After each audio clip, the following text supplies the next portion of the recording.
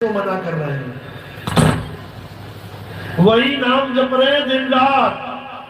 कोई 2 नाम, कोई 3 नाम, कोई 5 नाम, कोई 7 नाम, कोई 10 नाम। और साहिब क्या कह रहे हैं? कोटि नाम संसार में इनसे मुक्ति ना होए, कुपत नाम सतपुरुष का पूछे बिरला कोई।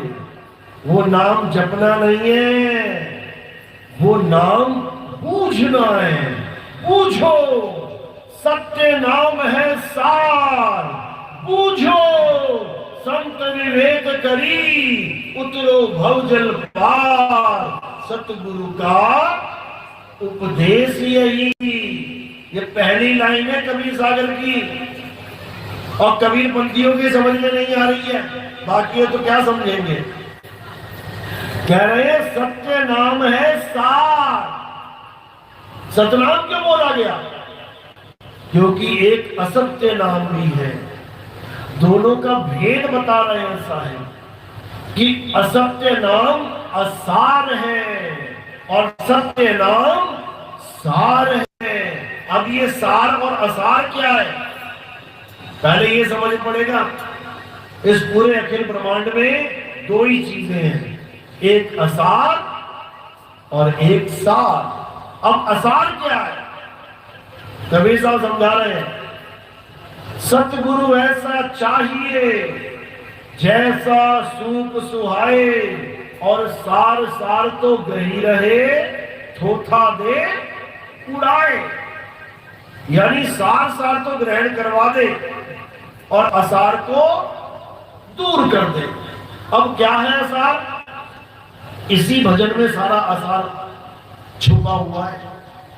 जहां जहां कबीर साहब ने मना किया वो असार है। क्या कह रहे हैं? ना मंदिर में, ना मस्जिद में, ना एकांत निवास में, ना मैं जप में, ना मैं तप में, ना मैं व्रत उपवास में, ना मैं त्रिकुटी भंवर गुफा में, नहीं श्वासों की श्वास में, नहीं प्राण में, नहीं पिंड में, ना ब्रह्मांड आकाश में। ये जितना भी मैंने बोला ना, नहीं नहीं नहीं, ना ना ना, ये सब असार है, ये सब असार है। नहीं प्राण में, नहीं सांसों में कबीर ढूंढ रहे हैं कि सांसों में कबीर रमा हुआ है, नहीं है। नहीं प्राण में, नहीं पिंड में। कई लोग इस काया में सोच रहे हैं कि परमात्मा बैठा हुआ है, इस शरीर के अंदर परमात्मा ढूंढ रहे हैं, नहीं है। नहीं प्राण में, नहीं पिंड में, ना ब्रह्मांड आकाश में। कोई सोच रहा है 7वें आसमान पे खुदा बैठा हुआ है, नहीं है। कोई कह रहा है दोनों हाथों के बीच में ये परमात्मा, ये पूरे ब्रह्मांड इसी में है, नहीं है। हर जगह साहिब मना कर रहे हैं, लेकिन फिर भी समझा रहे हैं। खोजी होए तुरंत मिल जाऊं, एक पल की तलाश में। क्या करना है?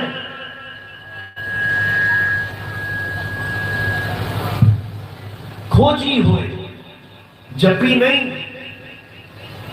कि जपने से परमात्मा मिल जाएगा, कभी नहीं मिलेगा। नाम है जप में, जपना तो है ही नहीं। तो क्या करना है? खोजी होए, खोजना है।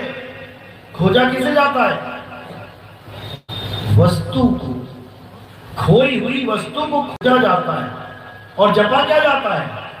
नाम को जपा जाता है, नाम का जाप किया जाता है और वस्तु को खोजा जाता है।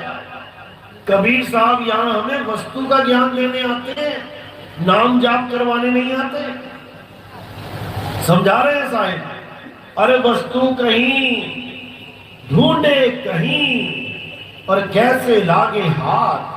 गुप्त वस्तु तब मिले, भेदी लीजिए साथ, भेदी लीना साथ में। अरे दीनी वस्तु लखाए, कोटि जन्म का पंथ था, पल में पहुंचा जाए। कबीर साहब कह रहे हैं कि तुम्हें जिसकी जरूरत है ना, वो वस्तु है, वो नाम नहीं है।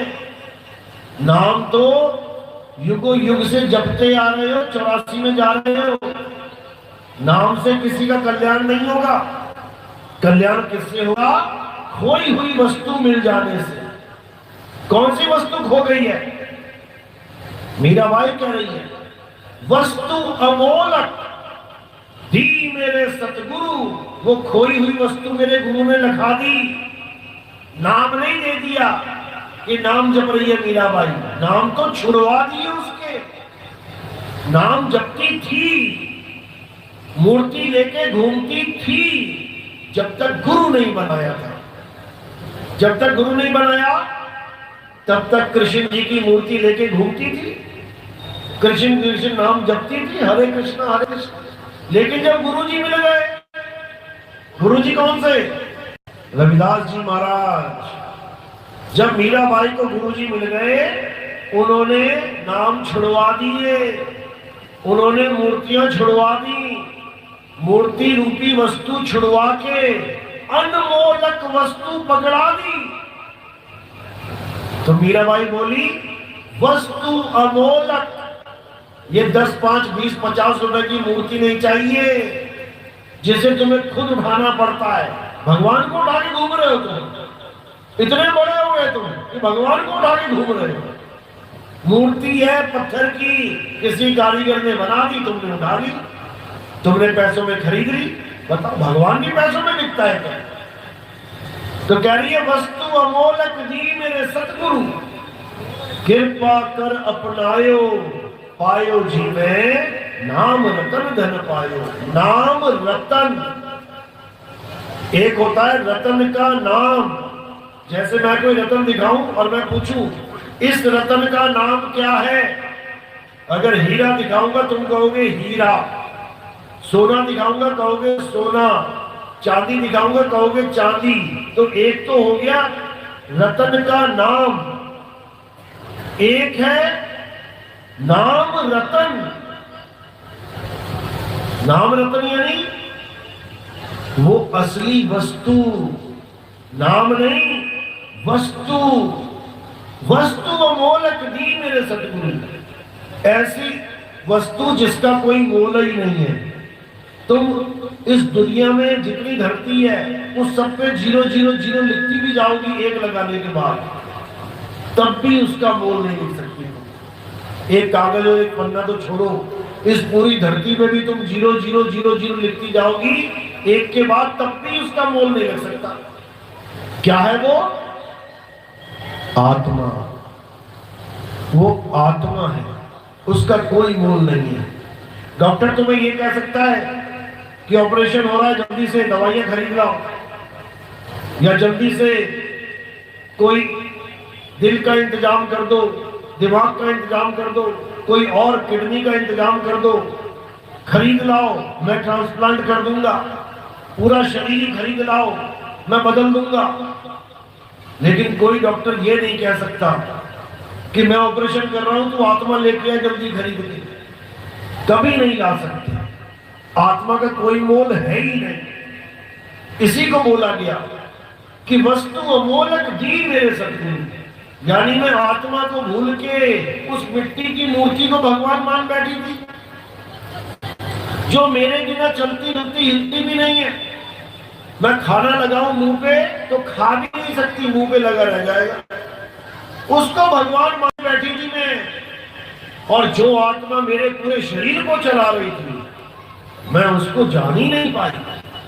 ये तो मुझे वेदी गुरु मिले जिन्होंने मुझे आत्मा का ज्ञान दे दिया। तो कहती है वस्तु अमोलक दी मेरे सतगुरु, कृपा कर अपनायो, पायो जी में नाम रतन धन पायो। यानी मीराबाई को कौन सा ज्ञान मिला? आत्मा का ज्ञान, जिसे आत्म ज्ञान कहते हैं।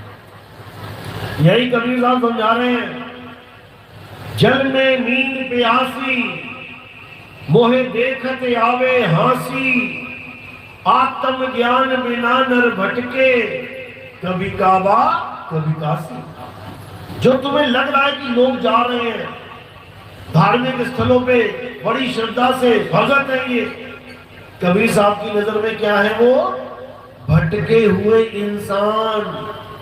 तभी तो बोल रहे हैं आत्म ज्ञान बिना नर भटके, भटक गए बेचारे। करना क्या था, करने क्या लग गए। आत्मज्ञान बिना नर भटके। अरे कभी काबा कभी काशी। हिंदू काशी में भाग रहा है, मुसलमान काबा में भाग रहा है। किसको पाने के लिए? उस परमात्मा को पाने के लिए। और परमात्मा है कहां? परमात्मा तेरे घट में विराजमान है। घट में कैसे? जैसे तिल के दाने के अंदर तेल होता है। ज्यों तिल माही तेल है और ज्यों चकमक में आग। तेरा साईं तुझ में है, जाग सके तो जाग। सोया हुआ इंसान कभी मालिक को नहीं पा सकता, उसके लिए जागना पड़ेगा। जागना पड़ेगा यानी जागृत होना पड़ेगा, ये जानना पड़ेगा कि परमात्मा है कहां। कहते मैं कहता हूं जागत रही हो, तू जाता है सोई रे। तेरा मेरा मनवा कैसे एक होई रे।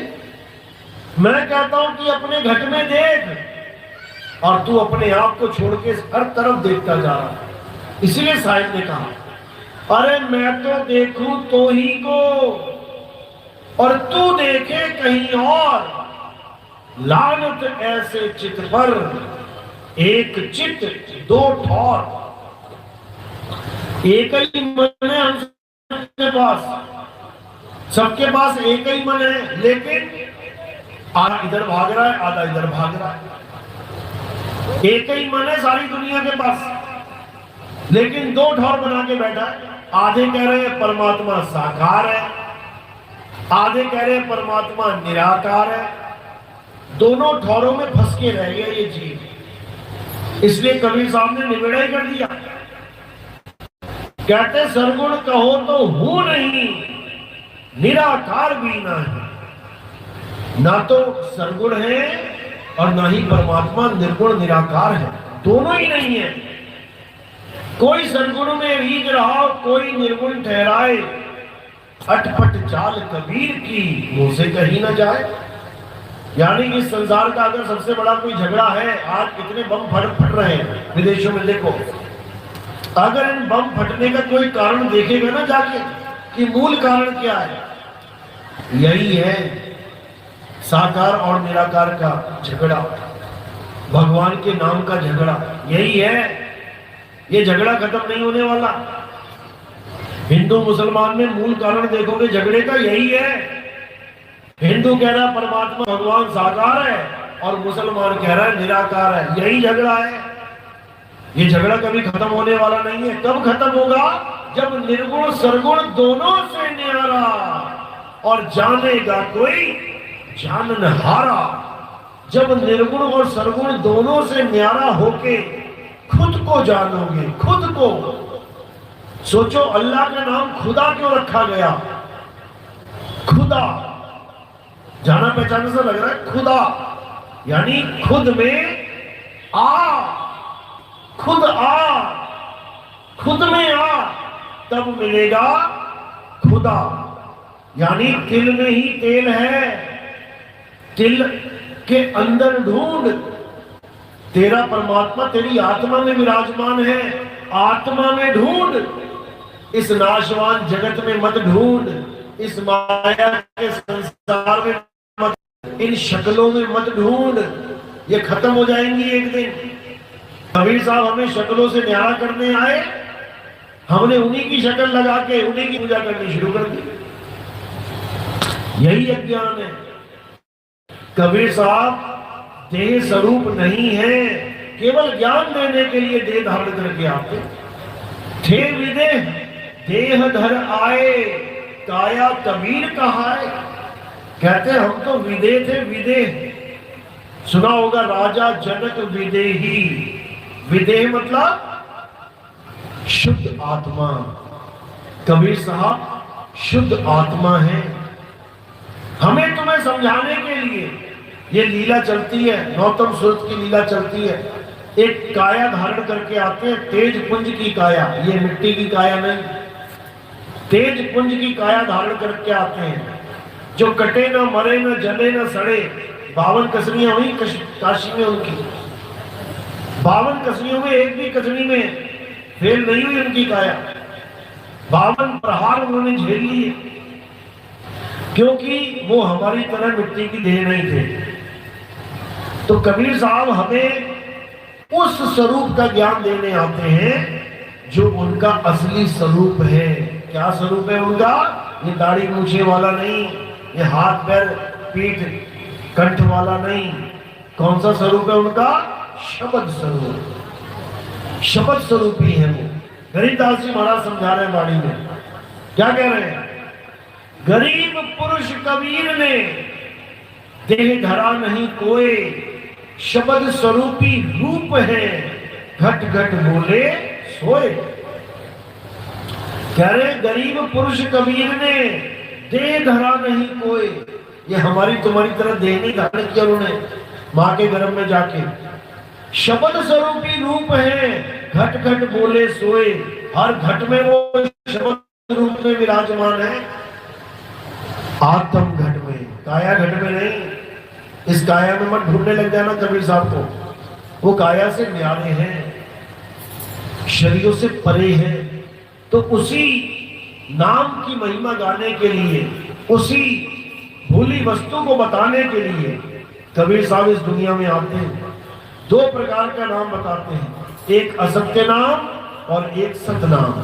असत नाम बोलने लिखने पढ़ने में 52 अक्षरों के द्वारा बोला जाता है, और सतनाम बोलने लिखने पढ़ने में नहीं आता, जिसको अनाम, निज नाम, नि अक्षर नाम, अबोल नाम, अकह नाम, इन नामों से याद किया जाता है। अबोल यानी बोलने में नहीं आएगा, अकह यानी कहने में नहीं आएगा, नि अक्षर यानी अक्षरों से नहीं बना होगा, निज नाम यानी किसी और का नाम नहीं है। किसी और को पुकारा जाता है नाम से, खुद को पुकारा कभी क्या? तुम्हारा भी नाम रखा है दुनिया में लोगों ने, और दूसरों का भी नाम रखा है।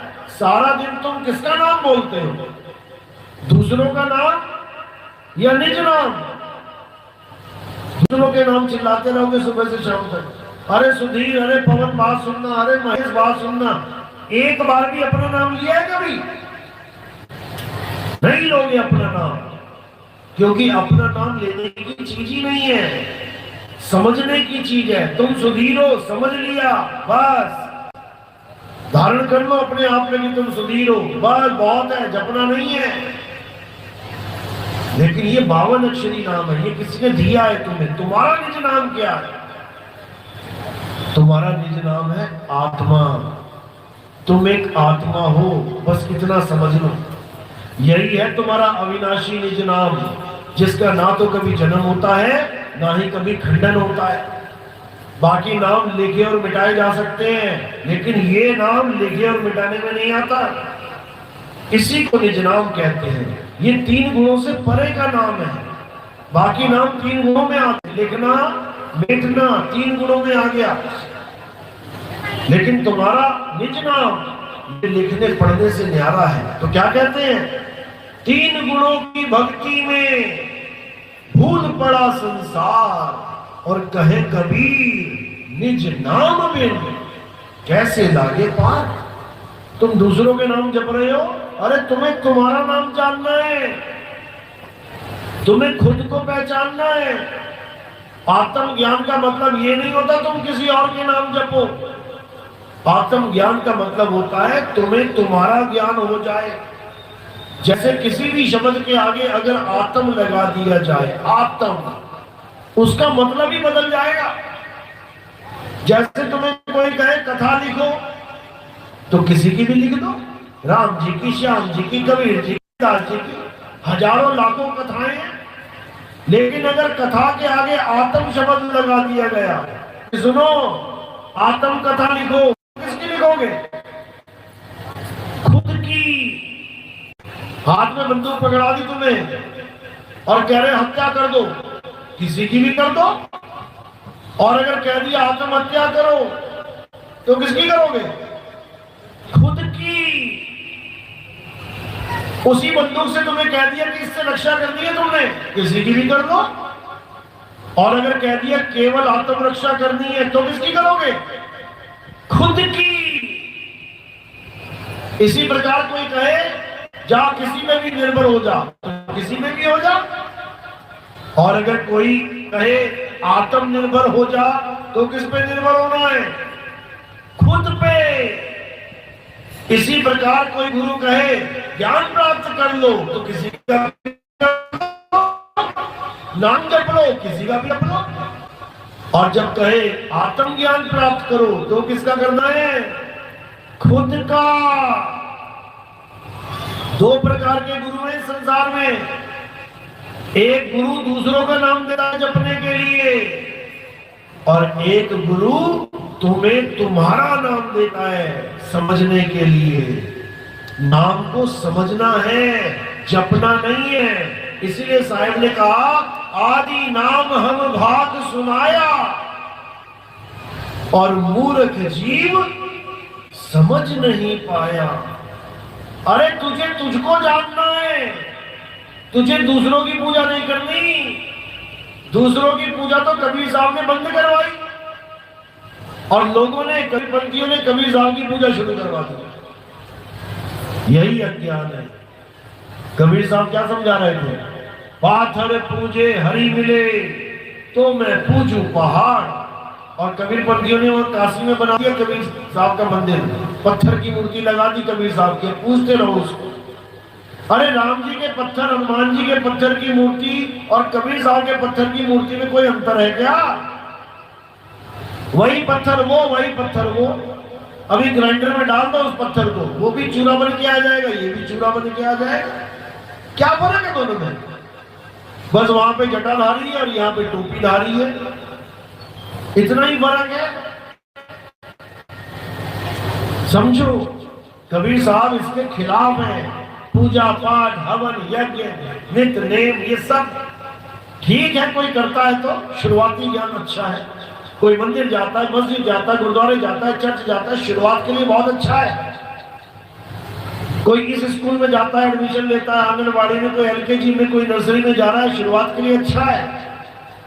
लेकिन कहो कि डॉक्टर उसी में बन जाओगे, इंजीनियर आंगनबाड़ी में बन जाओगे, साइंटिस्ट पहली कक्षा में बन जाओगे? नहीं बनोगे। उसके लिए तुम्हें कक्षाएं पार करनी पड़ेंगी, उसके लिए तुम्हें मस्जिद, गुरुद्वारा, चर्च पार करना पड़ेगा। और कहां जाना पड़ेगा? खुद में, खुद में जाना पड़ेगा। फिर कबीर साहब बार बार समझा रहे हैं कि कस्तूरी कुंडल बसे और मृग ढूंढे वन माही, ऐसे रमता राम है ये दुनिया जाने नहीं। वो हिरण अपने आप को छोड़ के, अपनी नाभि को छोड़ के दूसरी जगह भाग रहा है, बन बन भाग रहा है, डोलता फिर रहा है, मरेगा पक्का एक दिन। नहीं मिलेगी वस्तु। कब मिलेगी? जब भागना छोड़ के अपनी वस्तु में स्थिर हो जाना है। स्थिर परमात्मा कब मिलेगा?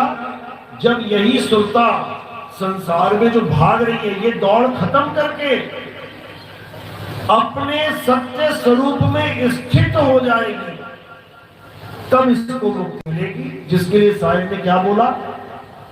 सुरत फंसी संसार में, तासे पड़ गई दूर, सुरत बांध स्थिर करो, आठों पहर हुजूर। आठों पहर यानी 24 घंटा क्या करना है तुमने? एक ही काम, और कोई काम नहीं है। 24 घंटा बस एक काम करना, और वो क्या करना है? सुरत बांध स्थिर करो। बस ये आदेश है साहिब का, ये बंदी छोड़ का आदेश है हर कबीर पंथी को, हर मालिक के जीव को। एक ही काम करना है, सुरत। सुरत यानी ध्यान। ये जीव की बात नहीं चल रही है कि नाम जपना है, नाम जपना है, नहीं जपना है, छोड़ो इसको। अब क्या करना है? इस ध्यान को जो भटक रहा है स्थिर करना है। सुरत बांध स्थिर करो, आठों पहर हुजूर, यानी 24 घंटा एक ही काम करना है, इसके अलावा कुछ नहीं। यही बाबा नानक समझा रहे हैं। क्या कह रहे हैं? जैसे जल में कमल निरालम, मुर्गा भी निशाने, सुरत शबद भवसागर तरिए, नानक नाम बखाने, रहे एकांत एक मन वसिया। यानी एक जगह सूरत लगा लो बस, केवल जो गुरु भेद बताएगा वहां पे अपनी सूरत को टिका लो। रहे एकांत एक मन वसिया, आशा मह निरासु, अगम अगोचर दीख दिखावे, नानक ताकर दासु। नानक उसका दास है जो अगम और अगोचर की दीख दिखा देवे।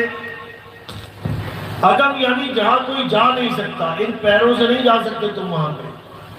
अगोचर यानी जिसको कोई देख नहीं सकता, इन आंखों से नहीं देख सकता हूं। अगम अगोचर दीख दिखावे, नानक उसके चरणों की धूल है जो तुम्हें ऐसा दिव्य ज्ञान दे दे जिससे तुम्हें परमात्मा की प्राप्ति हो जाए। तो कैसे होगी? असत्य नाम को छोड़ दे, सत्य नाम को धारण कर ले, तब कल्याण हो जाएगा। यही समझाया साहिब ने। क्या कह रहे हैं? सोई गुरु पूरा कहावे, जो दो अक्षर का भेद बतावे। कौन कौन से दो अक्षर? एक ये 52 अक्षर, हिंदी पंजाबी उर्दू फारसी जापानी चाइनीज दुनिया भर की भाषाएं, और एक आदि अक्षर। आदि अक्षर यानी आत्म स्वरूप, जिसे परमात्मा भी कहते हैं, शुद्ध चैतन्य आत्म स्वरूप, उसी को जानना है। तो एक छुड़ाए, ये हिंदी पंजाबी उर्दू फारसी बोलने वाले, सुनने वाले, लिखने वाले, मिटाने वाले नाम छुड़वा दे। एक छुड़ाए, एक लखाए, उस आदि नाम का लखाव करा दे, यानी तुम्हें आत्मा का लखाव करा दे। तब प्राणी निज घर को जाए, तब जाके तुम अपने असली घर पहुंचोगे और ये नकली संसार सदा सदा के लिए छूट जाएगा।